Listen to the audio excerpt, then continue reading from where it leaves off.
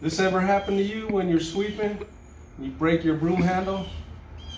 Well, today we're going to learn how to fix this.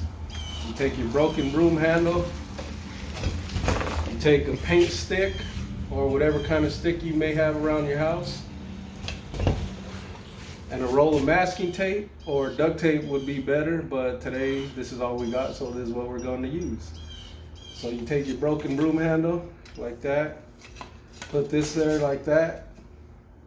You take the masking tape,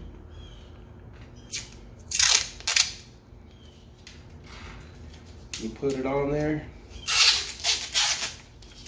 and you just do like that. I probably should have started in the middle. Looks like it broke all the way down. It's all right. We're gonna fix that right now with a little tape.